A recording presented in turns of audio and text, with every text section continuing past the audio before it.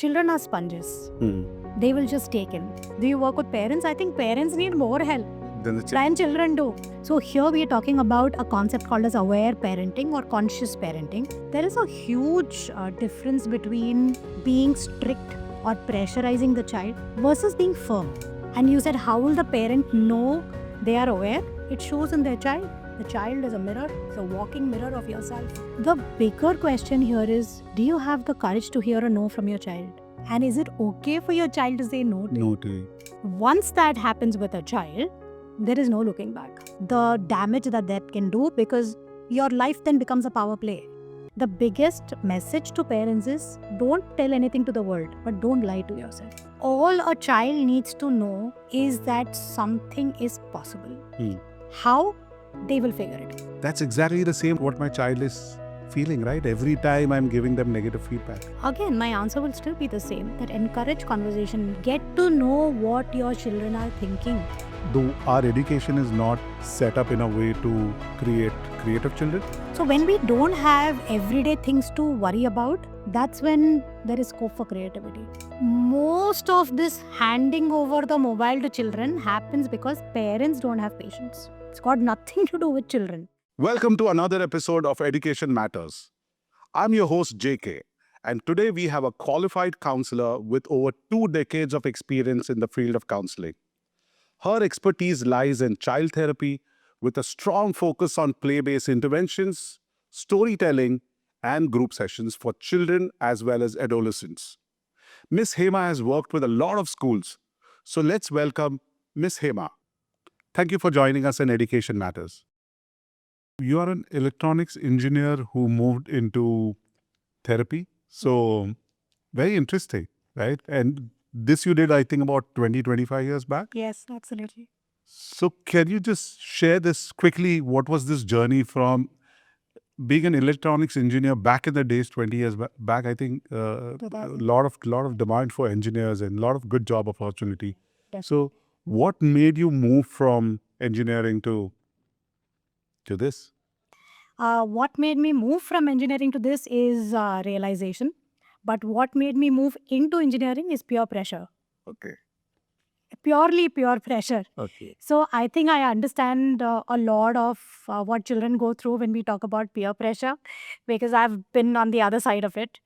So I think to a great extent what happened was that somehow wanting to belong to a crowd, to a group of friends who seemingly knew what they were doing, right? And I followed them. I finished it. And at the end of 4 years, I came to a realization that this doesn't seem to be fun. Okay. And yet I was confused. So if this is not fun, then what is fun? Right?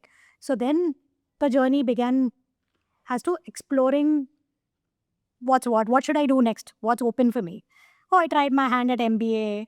I tried my hand at other fields like biochemistry, microbiology, like a lot of exploration that happened. Fortunately, my parents were very supportive and patient. And eventually, I came across course in psychotherapy and counseling. And that is when I found my calling. And I realized that this is the way to go. So it's been quite interesting. And I think since then, since the certification per se, what's added to my life is experience. Wow. Amazing. And this is a great lesson for children who are watching or parents who are watching this, that, it's not necessary that whatever you are studying to become is going to be your core, supporter of life, or is going to be the core work that you will be doing.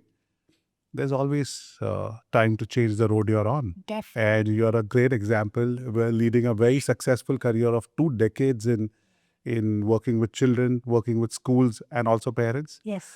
So, what is the age group that you work with? Do you work with teens? Do you work with preschoolers, schoolers? I mean, what is the age group that you work? When I started my journey, I would work with much younger children, right from 3 years to 3 to 5, 3 to 6.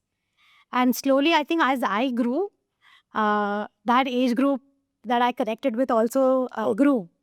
So right now I am mostly associated with young adults, most of them, teenagers and young adults, and some of it with mostly 7 and above. 7 and above. Yeah. You know, I'm an educator myself and, connected with the preschool industry.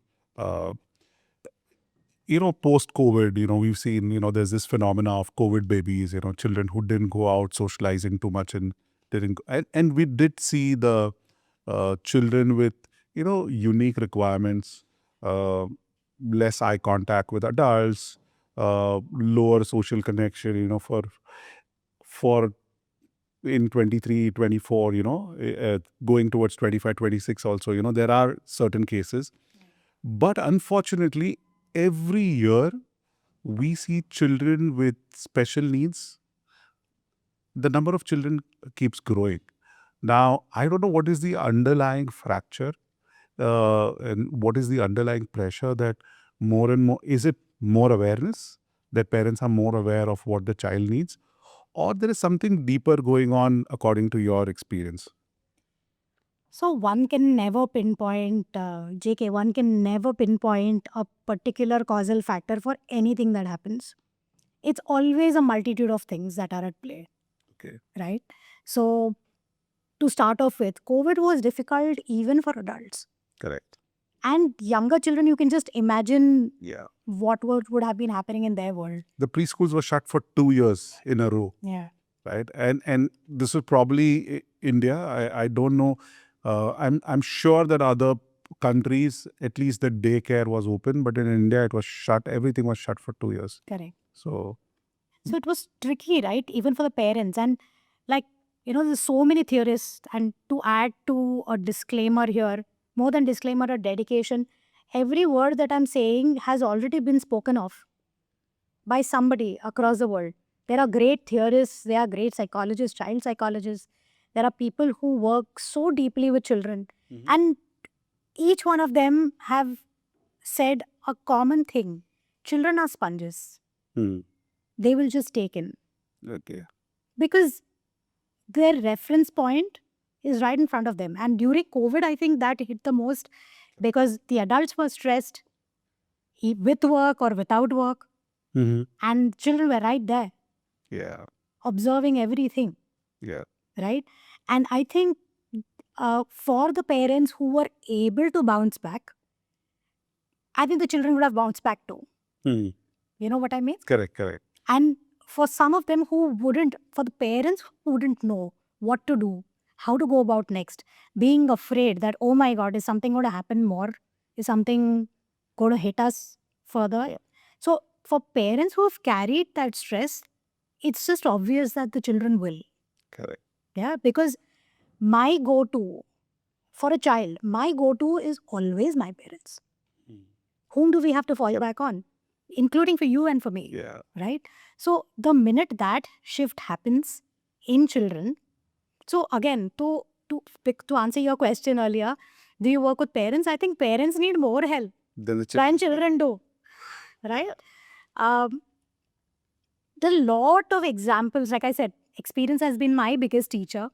And there are so many examples of how parents can nurture and hinder the creativity or the imagination of a child, or even freedom of a child. Correct.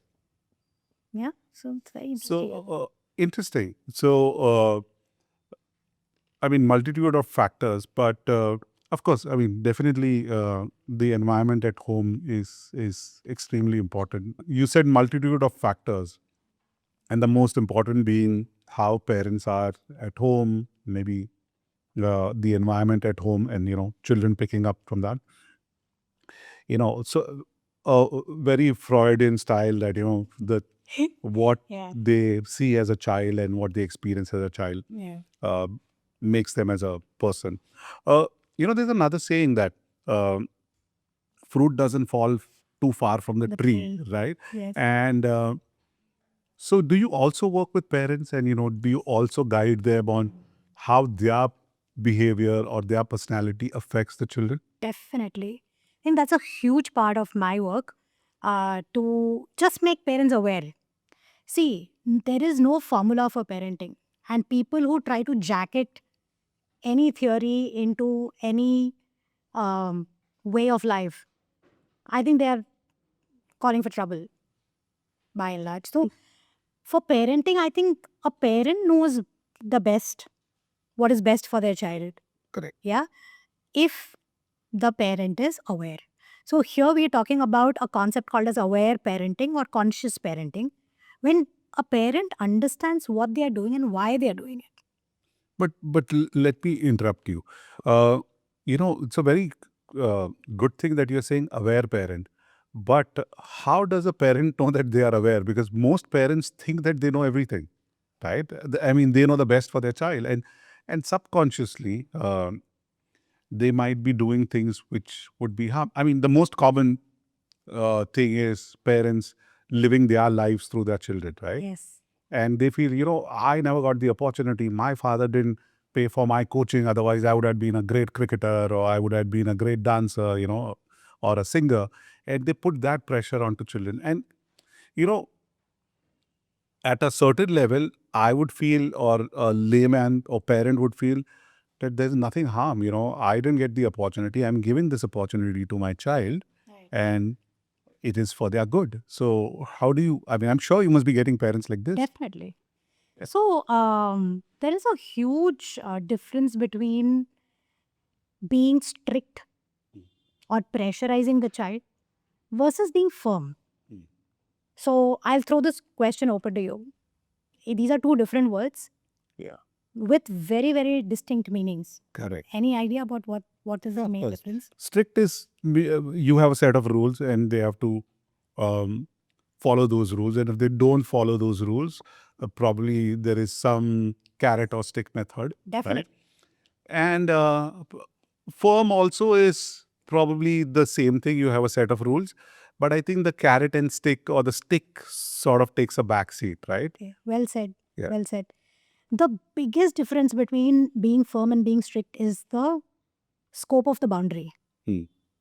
In, like you said very rightly, if a parent is strict, you have to follow this. If you don't follow this, then you get labeled. You're a good boy, you're a bad boy. Aunty को poetry नहीं सुनाया, bad boy. Bad boy, huh?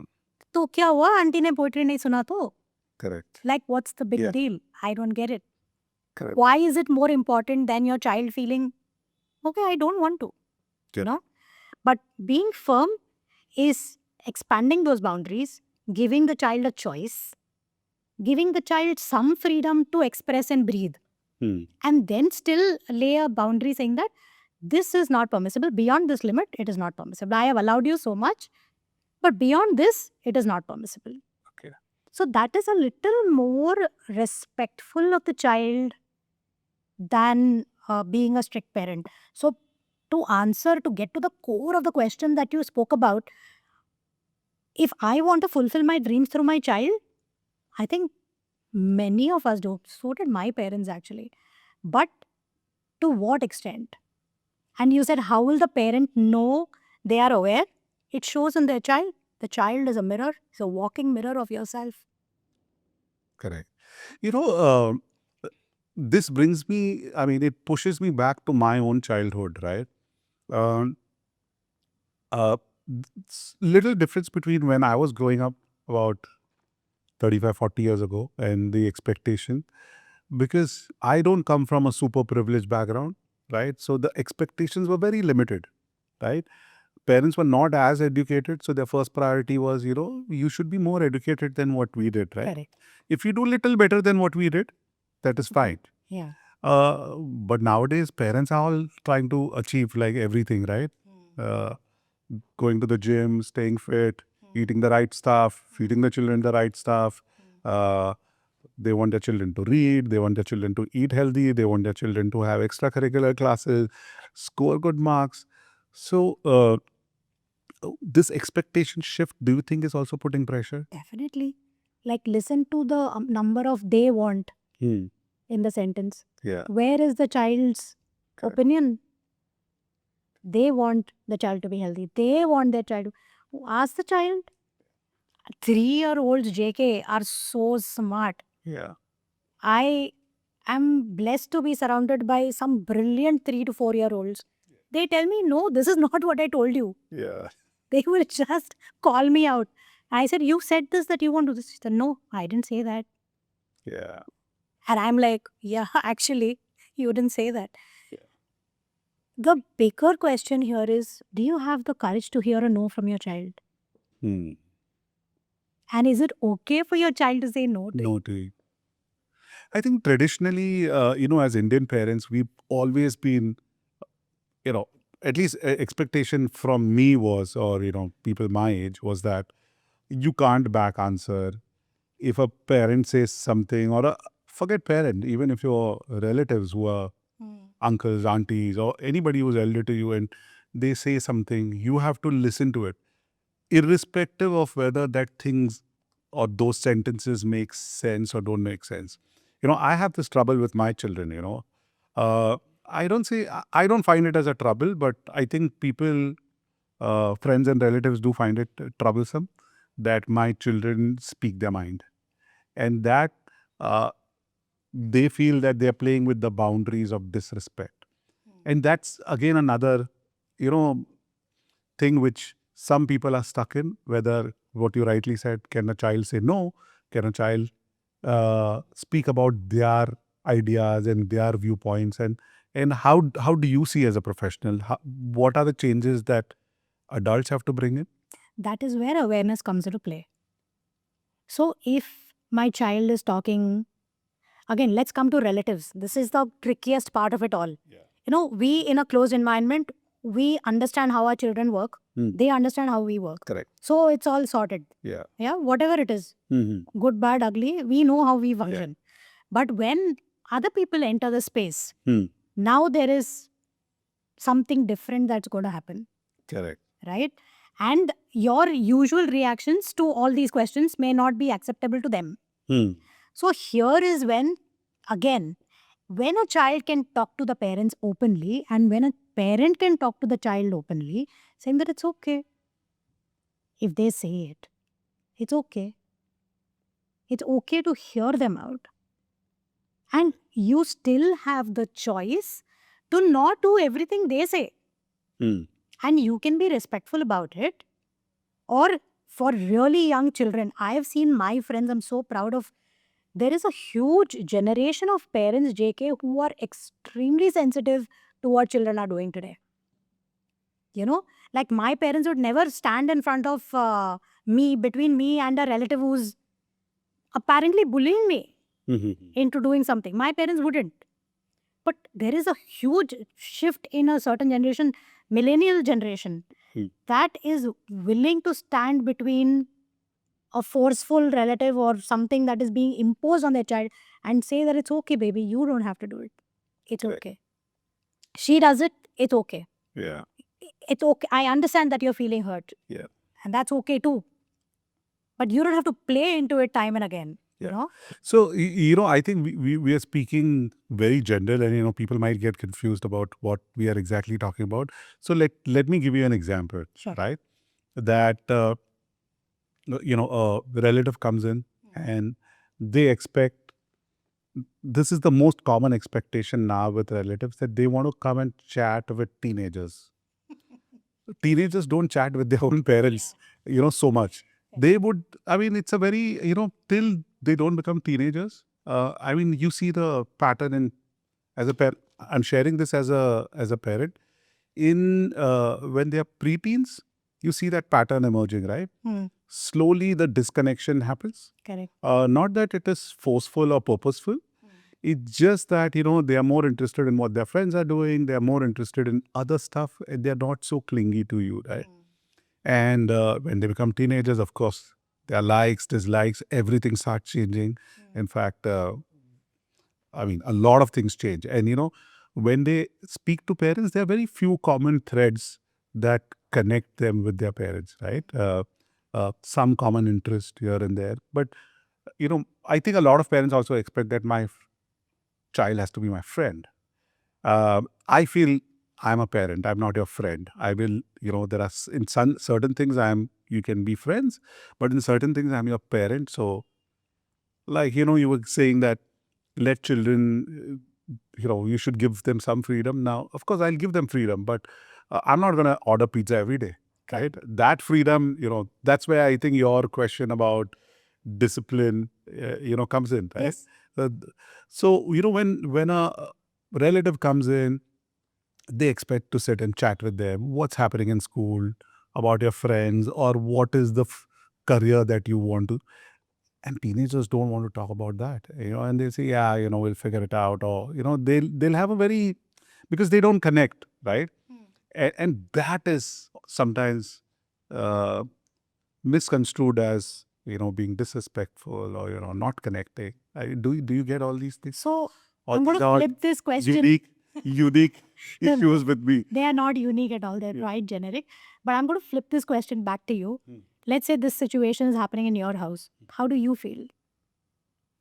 See, as I The said, situation is happening right in front of you. right. I've had arguments with my friends and relatives, where I've said, just because you are same age as me and you have a viewpoint, and if my son or daughter has an opposing viewpoint on a certain thing, that doesn't mean they're disrespectful. Maybe they know a little bit more than you. So, so I've had this, and I'm like, I'm not going to stop my children from having their own point of view, because the world is not what it used to be when I was growing up. It's changing. Exactly. And I have to, we deal with, I work with very young children.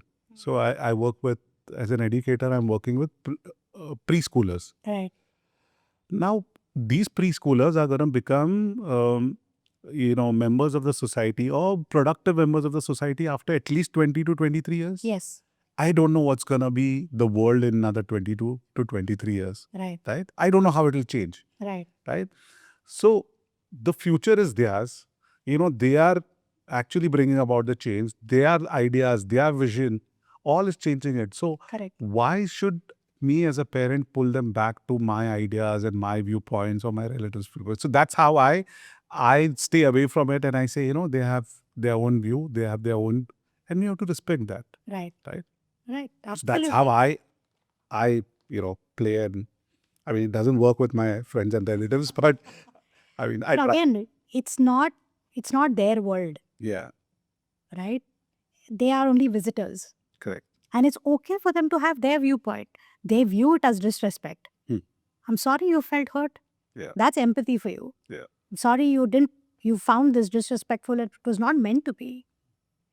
But whether you like it or not, we don't owe anybody any explanation. Correct. As parents, even defending our child there is an undercurrent that says that I care about what you think about my child. Yeah. I think very well said. Right? Yeah, if I care, then I'll defend. If I don't care about somebody's point of view, then I shouldn't be defending it. Yeah. So that brings closure to me. Thank you very much. So it's not that simple all the time. We cannot, again, jacket anything to anything per se. But if you were, okay, let's look at the same scenario for the parent and their boss. The same friend plus discipline thing that you spoke about. Okay. Most of us working parents will have their own bosses. Correct. Right? The bosses will give them feedback. Most of the times they'll be chill. When they give feedback, the bosses sometimes become villains. Correct. Why? Because the expectation is that you shouldn't be telling me like this. Or let's say the boss has a bad day. Or he's got some dressing down from his boss. Unreasonably. Most of the time, you're humans, yaar. Kab kya spark hoga, we don't know. So let's say he's had a bad day and he's come and given a dressing down to you. We feel hurt. Correct. Obviously. Obviously. When somebody shouts at us, especially unreasonably, we will definitely feel hurt. Now the question is, what do you do with that hurt? Yeah. Right? So, is the boss trying to attack you deliberately? We might feel that. Some people feel that sometimes. वो किसी को कुछ नहीं बोलता, सिर्फ मुझे कुछ बोलता है, किसी के रिपोर्ट में नुक्स नहीं निकालता, मेरे रिपोर्ट में नुक्स निकालता है. This is exactly what your child goes through. Yeah. Like, how difficult is it for you to connect when you expect certain people to behave in a certain way with you? Why would you want anything different for your child? That's such an interesting perspective, right? I don't think so.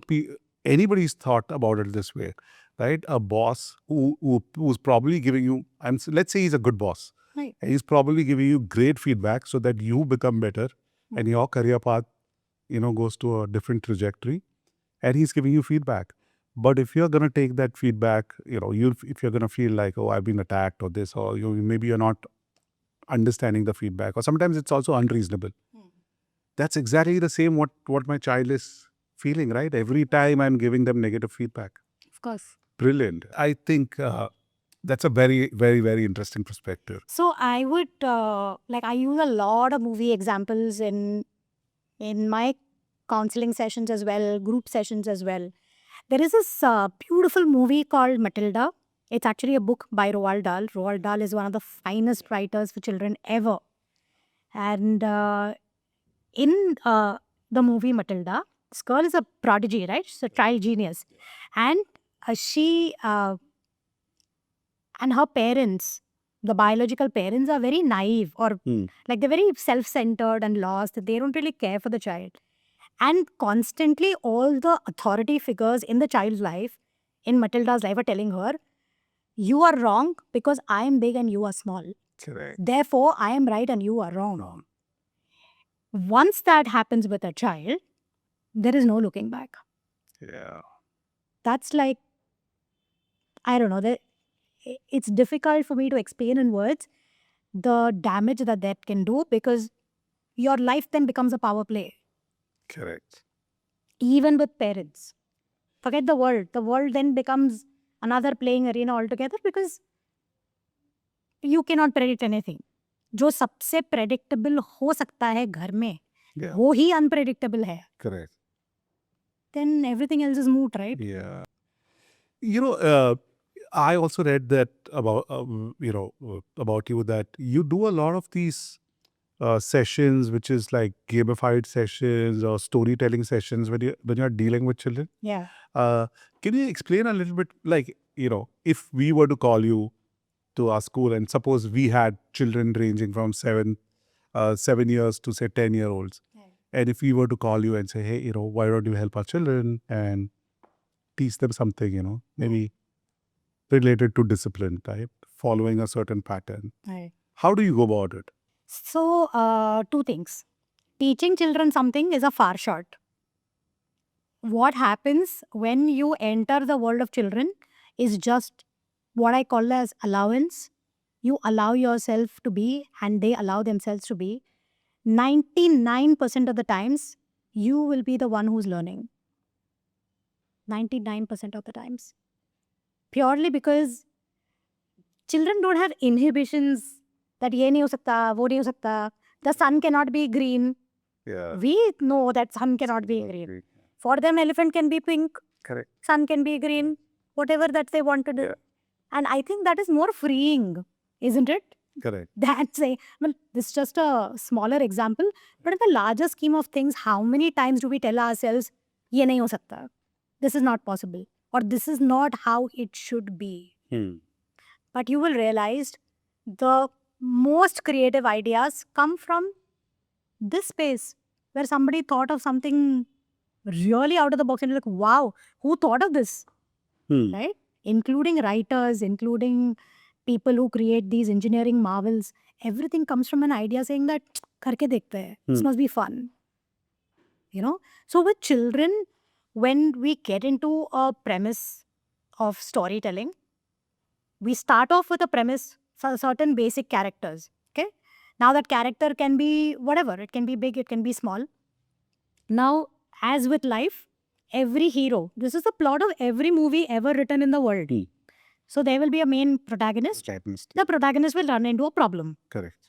Now the question is how the problem will be solved. That is left sometimes open. With older children, I leave it open to the child, to the group, in fact. They come up with some really interesting things. And with smaller children, with certain nudging, they go in that direction. So let's look at all of our pre-primary stories that we've heard. Thirsty Crow se leke, Elephant and the Tailor se leke, Butterfly in the Cocoon se leke. All of these stories have an underlying value, right? It's either resilience, or it is problem solving, or it is empathy, or it is don't underestimate an ant or a mouse, Correct. right? Or don't be arrogant just because you are big. All of these stories have that common theme that it's okay, everything is okay. You just have to find your way out of it, Correct. right? And that is what creates a possibility in a child's mind. All a child needs to know is that something is possible. Hmm. How? They will figure it out. What you're saying, yeah, it actually rings a bell. In my personal life, I totally believe that I should not be solving all the problems of my children, right? Right. So most of the times I say, just figure it out. Don't ask me, right?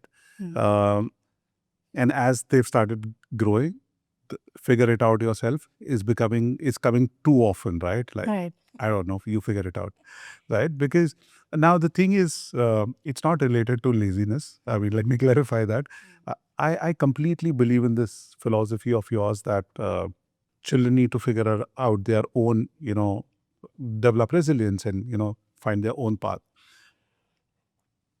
But when I work with younger children, and even now, we're getting into a K-12 space, and I see a lot of parents want to solve everything for their children. Do you get such cases? Yeah. Are you talking to parents? How are you helping them? So I'll give you a very interesting experience of mine. Just 2 days ago, I was traveling back from Hyderabad to Mumbai. I was on a train, and I had the topmost seat, so I could have a bird's eye view of what's happening there.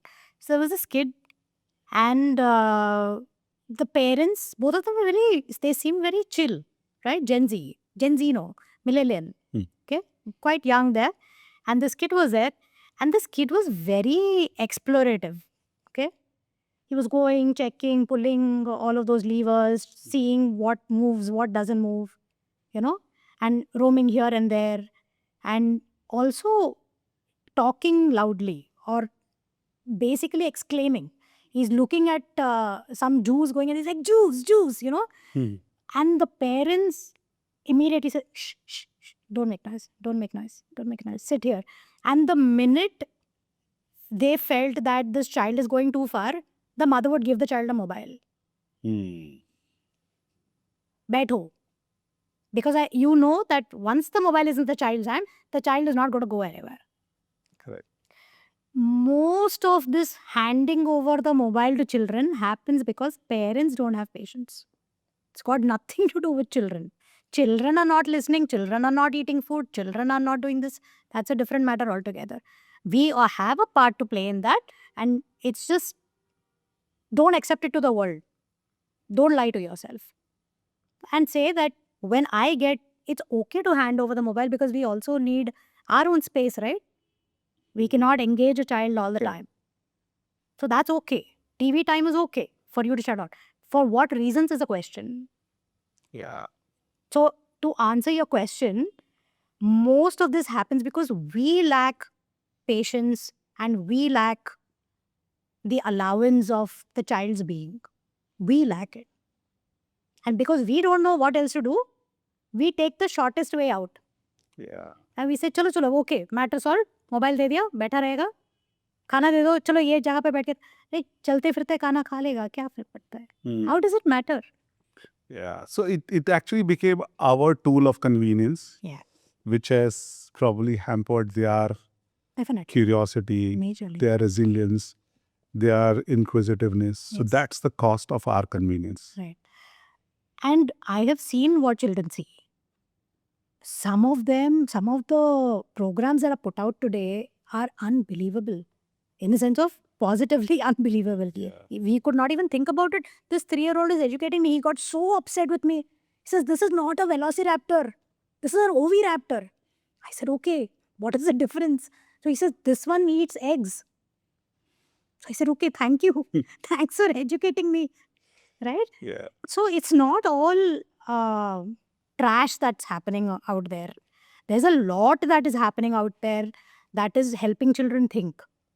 Children today know the names of possibly half the animals, half the this thing, how electronics works, and so many things that probably you and I learned much later. They know it. Why? Because some YouTube channel is teaching them that. Yeah. It reminds me of something very interesting happened in my house. There's a 4.5, 5 years difference between my daughter and my son. And of course, daughter got a mobile phone because she started going for tuitions and, you want to keep a track. And the son was still younger, 5 years old. And then, I was like, okay, I need to give him something because the daughter's sometimes checking a phone or playing some game. I got him an iPad. And, as an educator, I thought maybe this is a wrong idea, but, let's try to give it some, like 2 hours a day or 1 hour a day and see how it happens. And, everybody was against screen time, but I'm little, personally, I feel that that's how the world is going to go. So if you supervise it and if you give it the right path, then it's not that harmful. See, children don't have impulse control. Yeah. Badon ko hi impulse control is a big question mark. Correct. So that's why I said, I was giving it like a short time. That, okay, you'll be. So you know what he told me when I gave him the iPad, and he's like, oh yeah, you got me the best babysitter ever. Wow. Because he knew, and now I don't have to run after him. He'll just sit with his iPad. But I'll tell you what was the positive that came out of. I'll tell you the negative as well. But the positive that came out of it is my son reads really fast because the daughter used to watch some Japanese cartoon where the language on YouTube, where it was in Japanese, but there were subtitles in English. And at age 5 and 6, because the elder sister is watching this and other cousins are watching it, he started to watch all that. Wow. And he picked up few Japanese words, and his reading became so quick.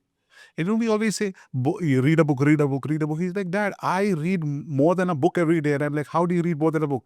Like, I read subtitles. Right.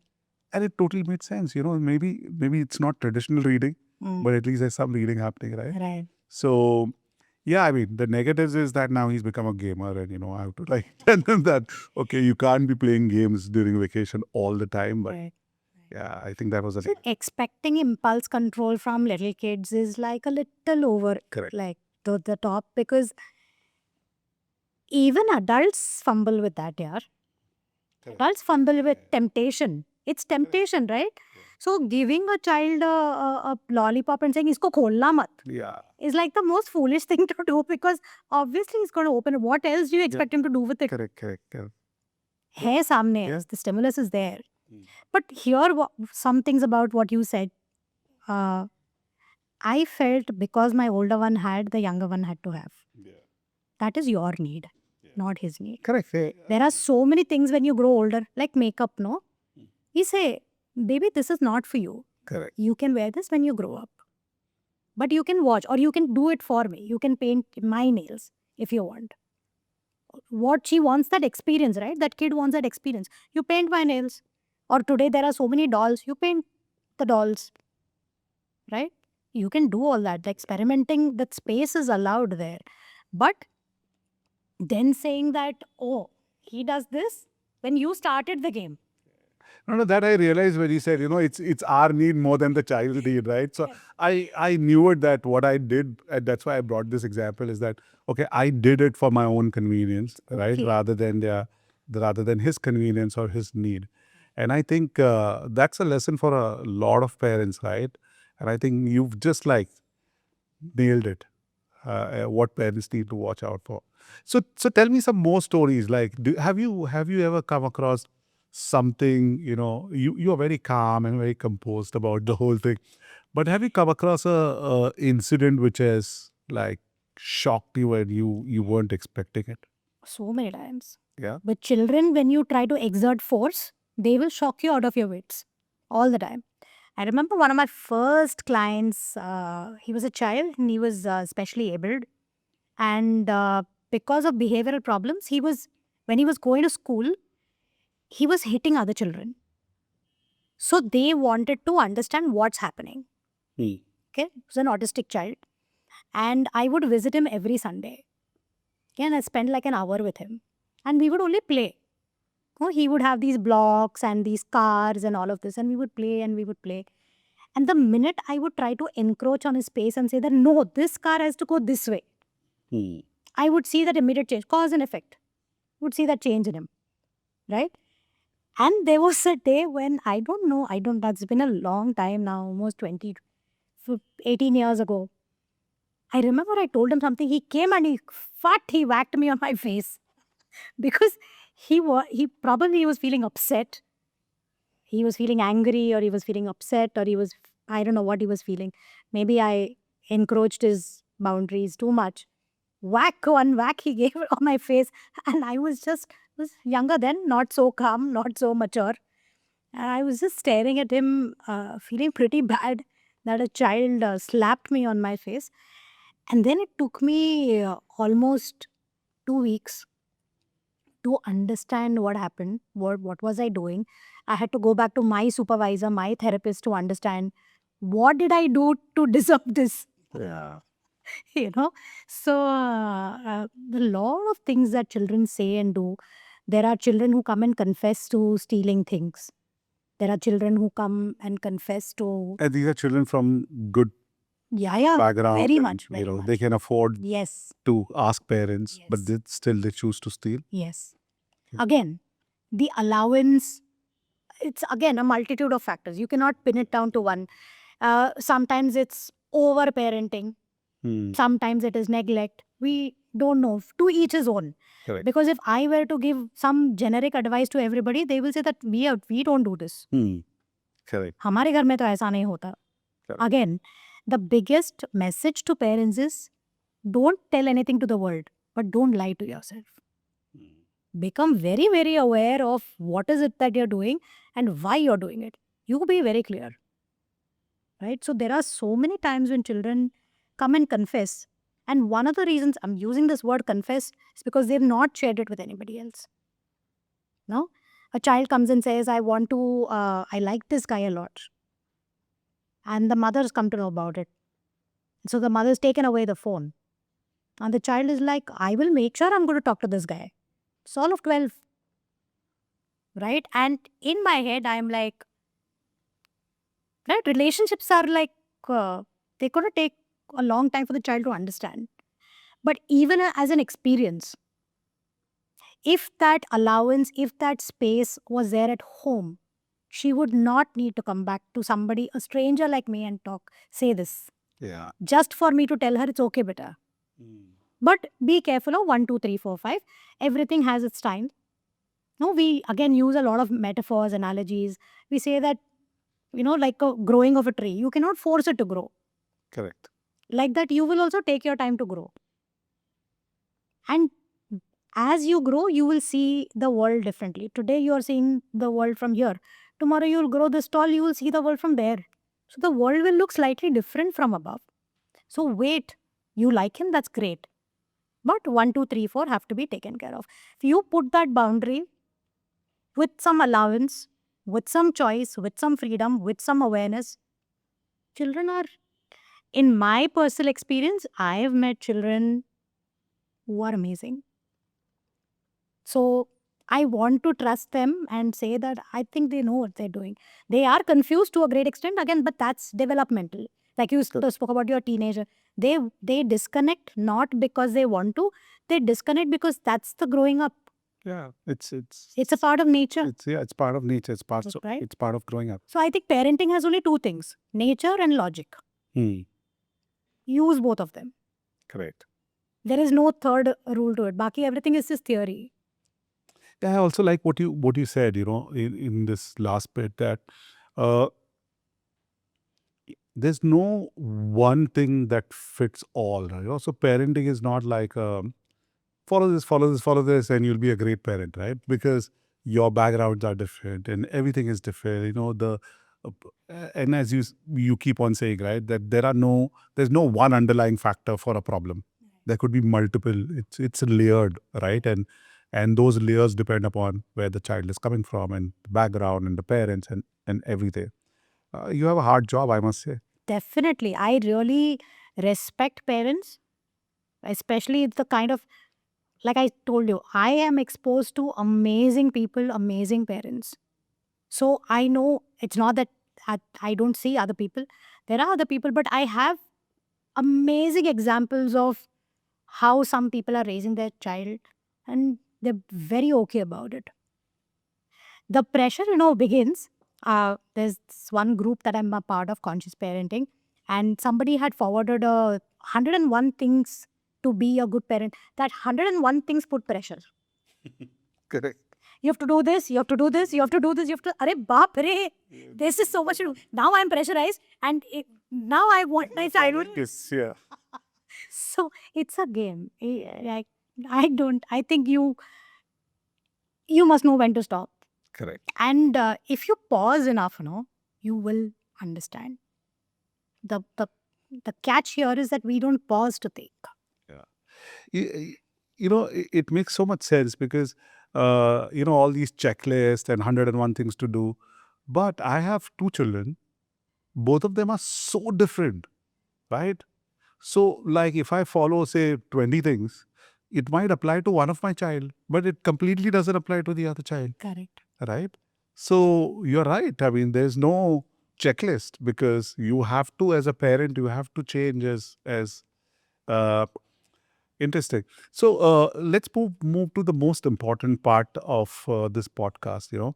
Uh, our aim is, we don't want to talk about education as a in a silo or education as uh, a separate thing from what society is. Uh, our aim is that education is to create or help children become productive, happy members of the society, Right. right? And that will not just come through literacy, numeracy, or some general knowledge or some specialization, right? Right. As you said, multiple layers, right? And not a lot of schools are doing that. I mean, they are trying, but I mean, there are limited resources, limited period, and that's why this podcast, right? Right. What is your view on education and how what you do can become part of school? That's a tricky one there. Almost feels like, oh, ये 50 mark का question है इसको सही answer करना पड़ेगा. But I think on a very serious note, the world is our teacher, right? You look out and you allow conversation. And I think this is more than enough for us to understand. So, for example, let's say you're sitting and watching cricket, right? And your favorite team is losing. And your child sees you going, oh my God, such idiots. They're not able to play, ding, ding, whatever. And then you bring that up eventually at that moment or later on during a game saying that, what it is to lose. What do you think about winning and losing? And is it okay to lose? Yeah. And what do you think people feel when they lose? Because they see reactions of cricketers. What do you think they felt? And is it okay to feel that? Of course, it is okay. Right? You will feel that at some given point in time or another. Right? Moving on to more serious topics, something that you are passionate about, maybe saving the forests or animals or whatever it is. Yeah. Encourage conversation. First, get to know what they know. I get it from parent perspective. What I want to know is your view on how can educational institutes, colleges, bring all these subjects of what you're talking about is empathy, resilience, being a good human being. How do we get those things inside the classroom? Because I think every school or college is focused only on great numbers, right? We want our results to be 100%. Everybody passed with flying colors. Right. Colleges want to show the same, schools want to show the same. But are we raising children with something missing, something core of how to be a good person or how to be a resilient person or how to be, there's so many soft skills which are missing when they join the They workforce. are not missing, JK. They are dormant. They have just not been explored yet. So, mauka milega, a person will rise up. Yeah. We've seen, including famous actors or great personalities, right? They've stepped up. They've faced adversity, they've stepped up. I'm not saying, okay, subject your children to adversity and see them step up, but there are smaller things that happen every day. Small or very small things that happen every day that teaches a person. When you're talking about what can schools and colleges or institutions do, again, my answer will still be the same, that encourage conversation, get to know what your children are thinking. Do you think there should be a subject for this? No it's just conversation यार. अभी आपका 40 minute का class है मान लो. I think अभी आजकल school ऐसे 40 minutes 45 minutes कुछ है. Spend like 15 minutes no on something very related to something that's happening. Geography. I am so bad at geography, directions, everything. Like everything related to that. Spatial abilities, very bad. Can it get better? Of course it can get better. What do I need for that? Opportunity. Correct. So, चलो आपने 6 sessions करे of subject matter. Pick up the 7th class as discussion on just their opinion. And it will be surprising for you to know. Also, I think for children, they learn the best from each other. Yeah. I think even if it is from just, I think, stretching your point a little bit, I think even if you don't have a special class for this, I think every subject can be taught with more relativity to the environment, right? That is why children are relying on social media. Yeah. Because they want to relate. Because it's more relatable. Of course. It's not theory, not something that I don't understand. I understand because this is how you're, yeah. Right. YouTube channels are like that. Yeah. Most of the channels are like that. I personally admire people who have these beauty aesthetics. I don't have it. But it's an art in itself. Understanding colors, understanding spaces, understanding lights, understanding how things will be if you place them a certain way. It's an art by itself. Who will teach you that? You and I will not teach you that. Teach our children that, no? We don't have the space to teach them that. Yeah. Fortunately, we are an artistic family. I'm ex-advertising. My wife is ex-advertising. Nice. My daughter's learning to, I mean, just trying to get into a fine art school. But I understand, right? I mean, art is art. Yeah. Art doesn't follow any set of rules. I mean, there are invisible rules, but it doesn't follow very strict rules. Like guidelines. Yeah, it follows a guidelines, a framework. Correct. But there are no strict rules like science, where there is a formula, where there's a, 2 plus 2 will be 4 only. It cannot be 5, right? Correct. It's not there in art. And, and I think some soft skills are also like art, right? Yeah. There are no strict, there are Empathy guidelines. is like that. Yeah. Nobody can teach you to be kind, no? Yeah. You can just look and learn. Children will just look and learn. Yeah. Nobody can teach. Even grown-ups we can't teach anymore. Yeah. A lot of gray areas for us to work with. So, Ms. Hema, this was like really wonderful talking to you and, understanding from a professional, what children are thinking, what parents are doing, what things they're doing right.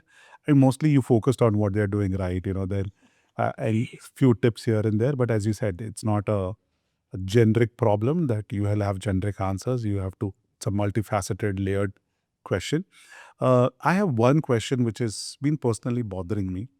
I know the answer a little bit to it, but I want to know from a professional. And again, I'm bringing you back from all this to our education system.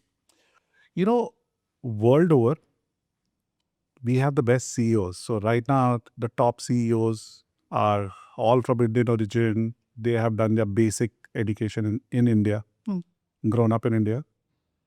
But we don't get a lot of innovators from India, like world-class innovators from India. We do have a lot of people who know Jugaad, which is, a short fix, right? Of bypassing the system and getting a quick fix. But we don't have a true innovator. Like, I mean, I can name one or two, like, Mr. Shabbir Bhatia, who did Hotmail. Yes. Right? And somebody who was instrumental in getting the USB device out. I forget the gentleman's name. But, no true world-class company like Apple or Microsoft or... Do you think though our education is not set up in a way to create creative children? or it's the system which kills the creativity? What is your? I know it's not a short answer, but let's try to. Yeah. I think, like you said earlier as well, no, we get entangled in rules, we get entangled in syllabus, we get entangled in what must be done. And when we draw very firm lines, lines that cannot be breached, automatically the scope for going out of the box reduces. Yeah.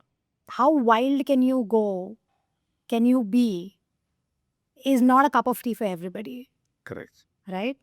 Uh, so, yeah, I think this generation, the Gen Z onwards, I think they are very brave.